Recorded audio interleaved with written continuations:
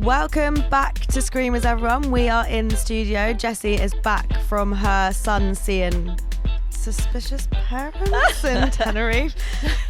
Not suspicious parents, not at all. And I'm the fan of the club that's champions of the world. So it's a great Monday morning. Shall we get into it? Let's do it. So as Maya said, Arsenal were a bit busy this weekend, but there were some other WSL games happening. So shall we have a quick run through those before we turn to the inevitable showstopper? Please. Later in the episode. Let us pick over them. Let us first feast upon Manchester City's demolition of Chelsea. God, I didn't know I'd ever live to see this day, this scoreline. If I speak, I am in big trouble. You're going to get home and find the locks have been changed. Well, all right. I'm sure Maya has plenty to say about it, having watched it in the pub. Firstly, I would like to thank all of my friends who bailed on the Gotham playoff in the Champions Cup, because it meant that I actually then watched Man City Chelsea in the pub, and I cannot thank them enough for that, because it was glorious. I mean, it leaves Man City 12 points ahead of Chelsea. Again, I don't know if I ever thought I would be saying that. No. And 11 points clear in total, because Manchester United have snuck into second place. Yes, we will get to that. I mean, I think it's going to be a really exciting battle now for second, third and fourth. Yeah. Quite scary, but exciting.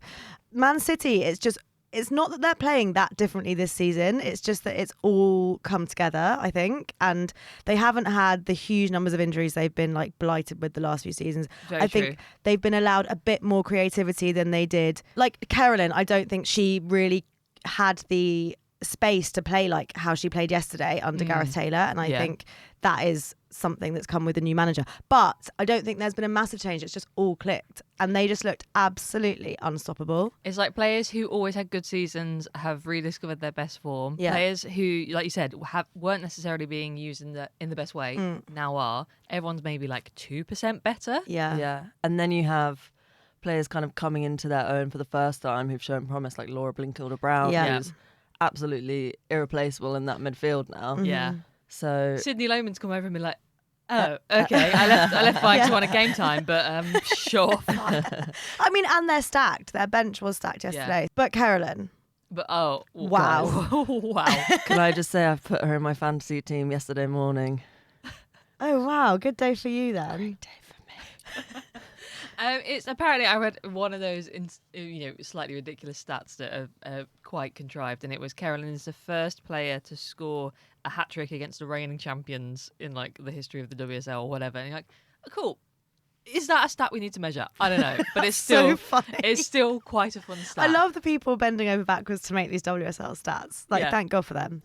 First WSL hat trick, and what a game to do it in as well. Yeah, it felt like a real handing of the baton. I think this is the kind of obviously this was not competitive really when you look at the scoreline, but it was we watched the season opener between these two teams. And Yeah. I'm not sure watching that game I would have predicted that their two seasons would have gone this way. No. I mean, I think Chelsea are really struggling at the back. I think a lot of those goals, they sort of let Carolyn, Lauren Hemp, even Viv Miedemar into space that they shouldn't have let them get into. Yeah. My issue actually is with Millie Bright, because I feel like she is not covering the space that she is meant to be covering well at all. It feels like so often she is leaving her players completely free. Like in the Arsenal game, she just wasn't covering that side of the pitch at all. She was drawing into kind of the centre of the pitch and leaving that channel open. And it felt like she was just leaving so much space yesterday for the forwards. And Man City have such quick forwards. You have to be on your ball. Like Lauren Hemp, Carolyn, like they are so quick. Millie Bright is not doing it for me at the moment at all. I wouldn't ever say Millie Bright was the fastest centre-back in the land anyway, but is probably now is not the speed that she had maybe 3, 4, 5 years ago. And I do think the tinkering of the system from week to week is if you want to persist with the back three, you kind of have to persist with the back three through high and low. Clearly, I think some of the dodgy defending has been from players not understanding their positioning and not understanding, okay, like Millie Bright drifting into a much narrower position because she spent most of her Chelsea career playing centre back in a back four. Like it's quite natural, but it feels like Sonia's lost the confidence in some of her management choices, which is quite interesting for a manager who's had such a I mean, this is the first time she's lost back-to-back in her entire managerial career. Yeah, but I think it's difficult, isn't it, when you are a Chelsea to the expectation is that you're going to win games. Yeah. And so tinkering with the back line is a really difficult thing to do. Whereas if you're an Everton or, a team that isn't like dominant, you can be a bit more experimental, I think. Because you're having to find the solution. Exactly. But for her, it's like she tried the back three. They lost to Arsenal. She probably would have come under so much fire had she done that again, even if maybe she should have persisted with it. So I think it is a difficult thing for her to do. I saw someone, it was really interesting, someone online comparing Sonia Bompastor's season this year at Chelsea with Arne Slot's season this year at Liverpool Men. And like they're two managers who came in, won the league in their first season with a well-drilled squad from a previously loved manager, and are now trying to like put their own system in place, and it's just causing so many teething problems. And I mean, the fact that you have, this just shows like the sort of the standards that Chelsea have been at for the past however many years, and the fact that they've lost 2 games in a row and the manager's now talking about if people want me to go, I'll go. Like you've lost 2 games. Like this is quite insane to already be having the chats about maybe it's the right for me to step aside. But I guess Chelsea fans are used to like that confident domination. Yeah. And it's not. And this was a happening. real thumping as well. Yeah. I think the difference with Chelsea this season is that all dominance eventually kind of cycles round and comes to an end. And certain fans cannot accept that you aren't going to win the league every single year for the rest of your life. Yeah. And there will be kind of these off seasons. So there is quite an insane amount of head loss. Are you saying this is a well-needed reality check for certain Chelsea fans? For certain Chelsea fans, not any Chelsea fans in my life, but some Chelsea fans online who are obviously calling for Sonia to be sacked and stuff like this. It's like, it's not sustainable. No. Even if you have like the best squad, the best investment, like structurally you're set up to win, you can't always win. No. Another unbeaten season was always going to be a massive ask. And like of the 3 games that Chelsea have lost in the WSL, one of them was a heroic defending effort from Everton after they went 1-0 up. And then you've lost to Arsenal and to Man City. Man Yeah, City. exactly. One of whom is champions-elect, and someone else who's in the mix in the top 4. Like it's not like you're getting your ass handed to you by all of the teams at the bottom of the table. Like these are big games against your competitors. Exactly. They never should be a given that you're going to win anyway. No. But I did enjoy, when I was watching the highlights, hearing the City fans just chanting easy, easy, easy. I mean, it was almost 6-1. It's absolutely crazy. Maya, are you looking forward to Arsenal playing City next weekend? I was saying yesterday, like, I really hope this isn't a foreshadowing of us getting our asses handed to us next week, because that is going to be bleak. Well, at least you won't be the first to have it happen to. Exactly. So you can hold on to that. No, I think it's going to be a great game. I'm really excited about it. I was looking at the sort of future fixtures, because now, obviously, like I said earlier, it's going to be tight for getting a Champions League spot between us, Man U and Chelsea. And I was looking through Arsenal's fixtures and I was like, well, we should win that. We should win that. But the thing is, you just never know with this squad. You do Aston not Villa, they might know. just beat us. Ebony Salmon, she's going to run round us. I've seen it happen before. I cannot wait to use that bit of audio as and when that does happen. We don't actually have, apart from Man City, all the rest of our games are with lower in the league teams. But that kind of doesn't mean anything anymore. No. Because I was trying to see, can we stay ahead of Chelsea until the end of the season? It's going to be tough. So, I mean, you do have a game in hand. Yeah, we because do, of exactly. The cancelled, which also, I love that they only officially announced that game was rescheduled like 36 hours guys, before the game. We know, we're not coming to the Leicester game. So infuriating, because also that's like the prime Saturday spot where there's not, I don't think there was men's football scheduled. Yeah. If you know so far in advance, can't you move the City-Chelsea game to Saturday? That's a huge game. Yeah. Season-defining game. Yeah. And it's just annoying. Yeah, at least it was in its own slot, that one. But you're right, there were games that could have been moved into that space, considering it was freed up. Very bizarre decision. Freed up weeks ago, Yeah, bizarre decision in a long chain of bizarre decisions, let's be honest. But speaking of, I guess, the battle for the top 4, Manchester United stake to claim. And that's all we need to say about that. That's all we need to say about that. Now, I will say that watching your team lose is much easier to do when you're doing it on a beach in the sunshine with beer in hand. It's a lot nicer that way. If it wasn't for your new keeper, it could have been a much worse scoreline. Yes and no, because I also think that our persistence in doing the playing out from the back down the centre, where Denise kept trying to play the ball to Denise Sullivan, she was losing. Bullied off the ball every single time. Like, okay, right, like what we've tried, it's not working. Can we stop doing it every single goal kick?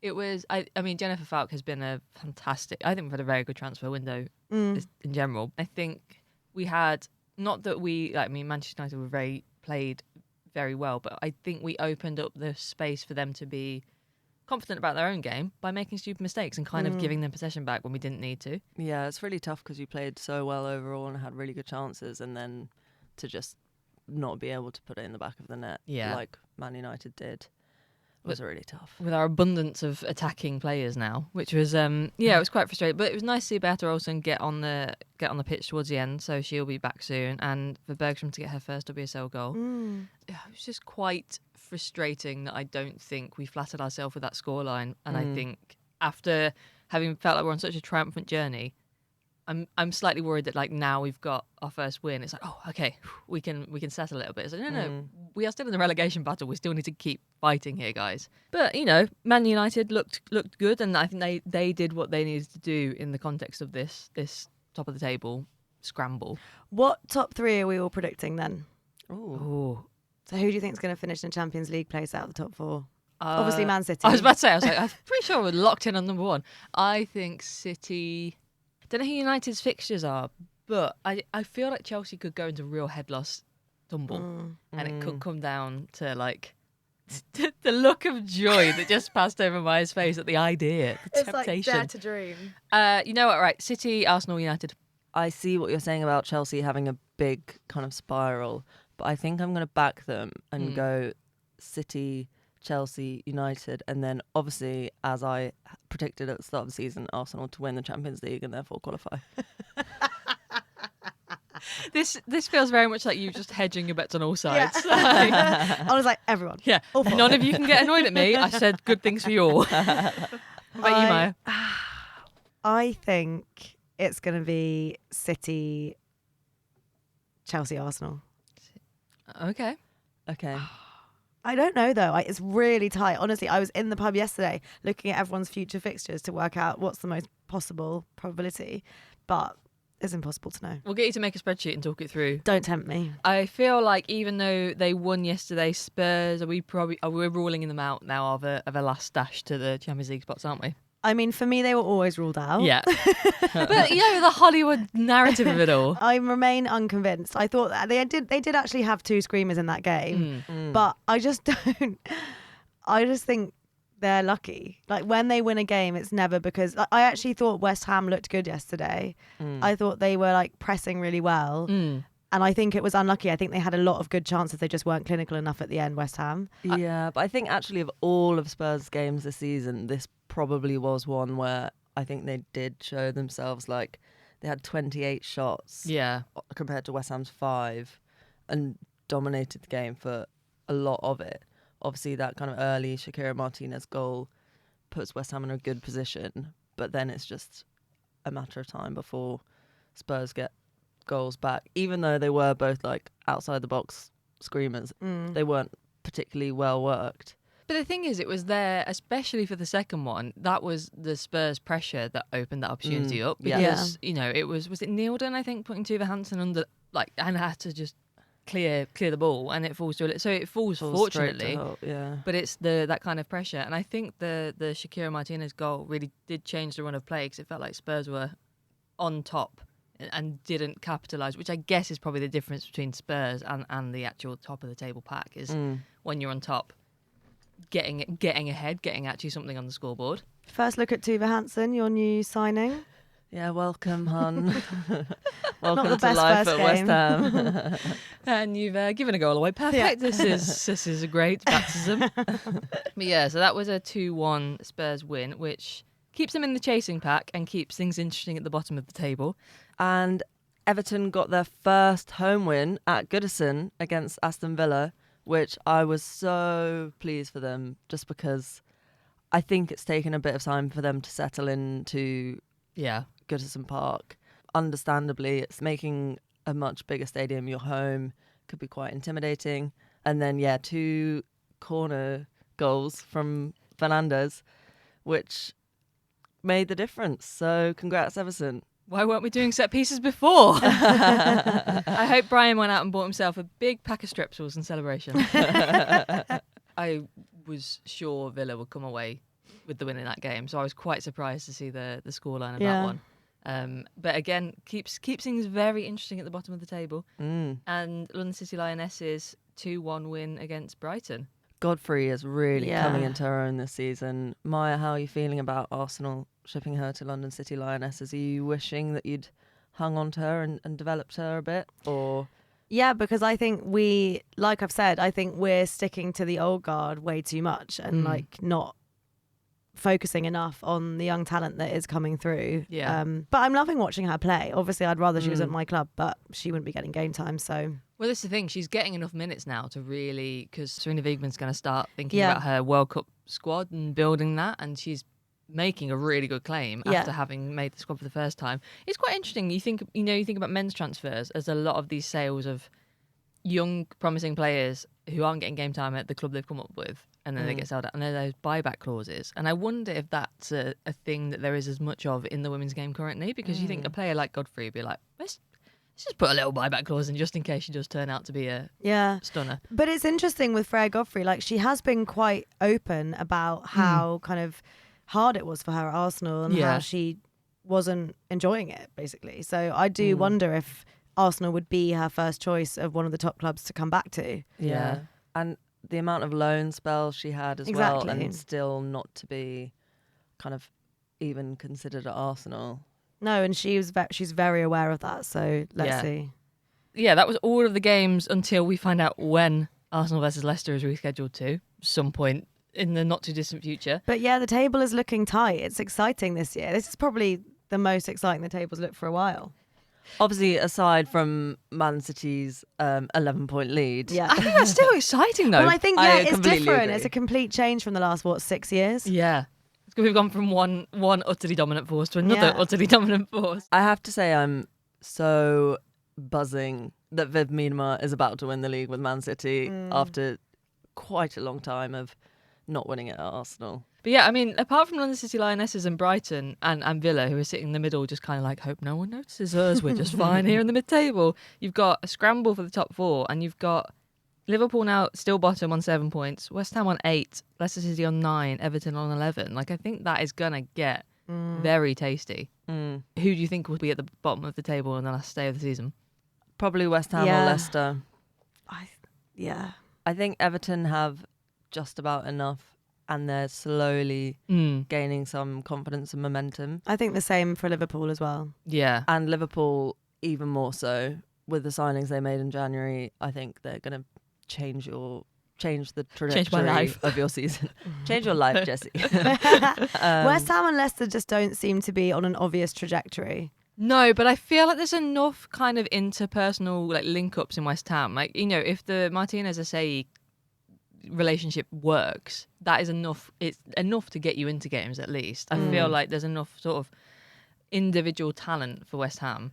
Yeah, but those rare moments where Asai can keep her head and do something good. She always looks promising. Yeah. And then it's just a lack of clinical finishing or a lack of sensible decision making.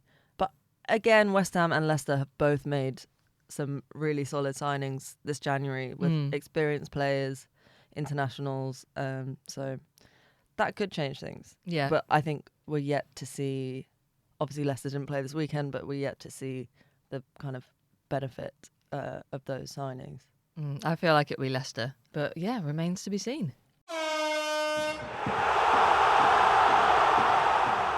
Okay, guys, are you ready to choose your screamers of the week? If you don't know, every week we pick our favourite goal from across the world of women's football.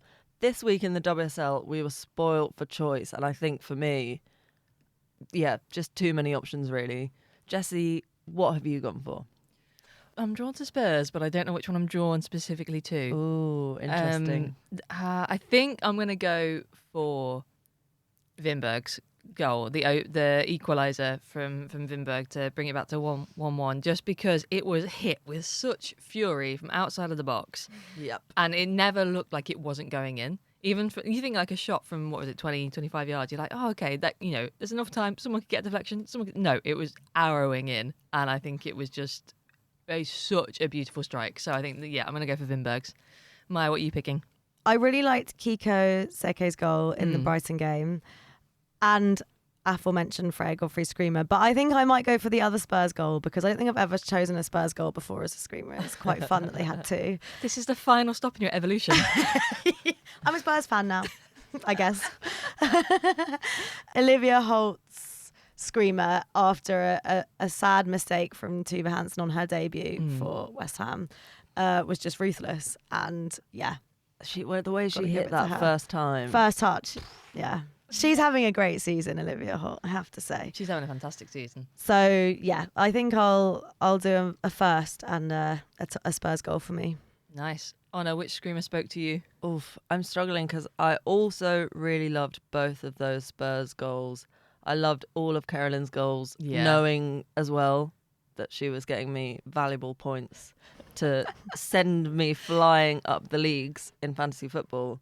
But I think I might visit the WSL 2 and go to Newcastle for Lumsden, who it's the most audacious lob from the touchline. Like, insane. I'm like, fair play.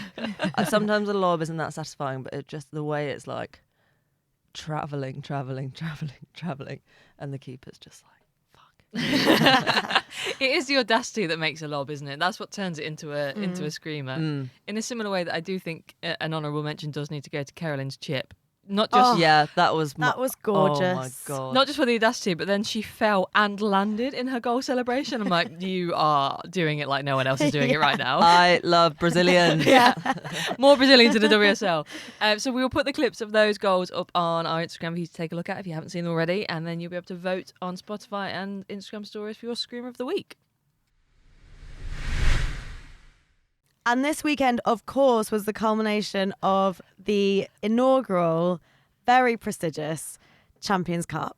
Really, really prestigious. That everyone seemed to know about, as you can tell from the kind of non-packed stadium at the Emirates for the final. I mean, that might have been the weather because it looked it was disgusting. It was disgusting. Grim. As Caitlin Ford said on Instagram, club champions of the world or something. Okay, I have to respect that. That's very funny. It's good to know they're all taking it as seriously as we all were. How was the game? You were both there. What was the vibe like? The Corinthians fans were absolutely incredible. I have to hand it to them. Yeah. Like, they were just having the time of their life. Like, even when we scored our first goal, they were up dancing. Like, they were just loving life. That is, J-Pitch was saying this is the ultimate nonchalant celebration for the fans, for like Arsenal to score and all the Corinthian fans just being like, yeah, dancing away. Like, okay, they're just so buzzing to be there. Yeah. Very good vibes. I was really surprised. Maybe I underestimated Corinthians, but I was really surprised at how competitive this game was. From the beginning, Corinthians were super calm on the ball, defended well, put passes together, and obviously they can see that goal from Olivia Smith early on. But then to come back with Gabby Zanotti, their hero, again, 40-year-old legend. Yeah, someone needs to run some tests on her and we need to learn some things, because how are you doing that at 40? Yeah, I was kind of comparing her while we were at the game to a bit of a Jess Fishlock figure. They know how to occupy that space so they're in the right place at the same time. It's just such a level of experience. But I do think Gabby Zanotti, even being a couple of years older, looks so much more mobile than Jess Fishlock. Like, her knees still really work. It wasn't obvious that she was 10 years older than everyone else, whereas sometimes with Jess Fishlock you kind of could tell. Yeah, but she was just obviously like an icon for Corinthians. But Arsenal then went on to score Lotte Wubben-Moy. I'm so happy for her, because you just know that's going to mean so much to Lotte. Yeah. That's so her thing. To score at the Emirates in a final, there's going to be a hell of a poem coming out of that. Honestly, is what her dreams are made of. Yeah, it was actually, quite a tense game. It was... Because it went to extra time, didn't it? Yeah. It did. There was a last-minute penalty. 96th minute. Actual penalty? Was it the right call? I haven't watched it back. I haven't watched it back either. I think it might have been a bit soft, but at the time, again, this is something that I was like, oh, I didn't really see exactly what happened. And then they didn't appear to check it straight away. Yeah. And before they even checked it, J-Pitch was like, I think that's penalty. Yeah. And I was like, wow. And then it was. Also, it adds to the drama of it all, doesn't it? It did add to the drama, although I think everyone was a bit like, oh, Sunday night pissing down, like we kind of want to go home. I know. I was ready to go home. And like knowing Arsenal were going to win anyway. I think if Corinthians had won, I would have been. You're not going to be allowed to Brazil for the World Cup. Not knowing that, but like knowing that now. Yeah. It was just like such an epic moment when Corinthians equalised with that penalty to take it to extra time. I was like, epic for some, just quite awful awful for others. Yeah, but I did want to go home. Well, no one will ever be able to take away from you the fact that you are the first Champions Cup winners. I also think they might be the only group of players who get to play the final as a home game, because surely they're not going to do that again. That was crazy, to be honest. It was crazy. I mean, they did try to make it feel more neutral by like doing the same goal celebrations, like with the music and the announcements and stuff, fit both teams, rather than when we just like pretend the other team hasn't scored. But I just can't imagine. The planning of that is so bizarre. I just can't imagine that will happen again. So I think they have had quite a unique experience in that. Yeah, it'll be interesting to see when it's held in the calendar as well, because obviously this was bang in the season for Arsenal. Gotham were out of season, so a lot of their players were who had been, off. And Corinthians as well. Yeah, it's fun for different teams to come to London, and I think that was an element probably with Corinthians as well. It's like no one's expecting. You've all written us off, so like we're going to bring the game to you, and we're going to bring the energy. But yeah, it will be interesting to see if it's like World Sevensing and moving around the world next time, or if it's just like wherever we'll take it because of schedules. Yeah, I mean, it would be hard to imagine it going somewhere where it's going to be for out of season. Yeah. Even though it would be easier to schedule so the stadium. True, actually. Who knows? I mean, this is just part of their new kind of bank of competitions they announced last year, isn't it? That they've hurried together and just stuck wherever they could. So yeah, whether or not the leagues agree with them, as is the ongoing discourse and drama with the Club World Cup, which is again being plonked in the middle of the season, but. Who is to question the judgment of FIFA? The powers of FIFA. They definitely know what they're doing to grow the women's game. And before we go, let's take a quick look at the Woso Community Noticeboard. Anyone got anything to add? My only thing is that I really enjoyed the Trinity Rodman times Emma Hayes goal celebration. I've just really enjoyed all of that content. Like Emma saying she was practicing the dance, but like she does really love to dance, but she just felt so like embarrassed when Trinity Rodman ran over to her. Trinity Rodman making her dance with her. I just think it's all quite cute and funny and very Emma Hazy and very Trinity Rodman-y, and I love to see it. It was the bit before Trinity Rodman got to her and Emma Hayes on the side and like, she's like pointing at Emma running towards her, and Emma Hayes is like, not this. Like never have you seen somebody want the ground to swallow them up as much as in that moment. I mean Emma Hayes has really just embraced got that about team. 40 new children with the sort of the US team and all of the various squads. Like the amount of is the least experienced team she'd ever played in that game.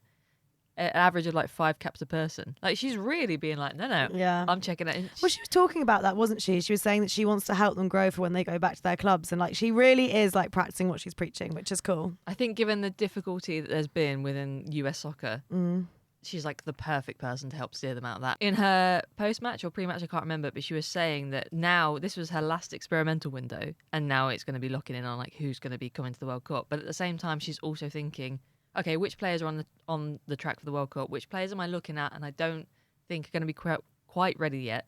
So I'm going to start thinking about them for the Olympics in 2028. And then there's some of them I'm going to start thinking about for the World Cup in 2031. It's like... How interesting. So she's extending her contract, is she? Well, I wonder if she did let that slip. It remains to be seen. My thing with the notice board is the custody arrangement that Honor and I are now going to have to come to over Leanne Kiernan.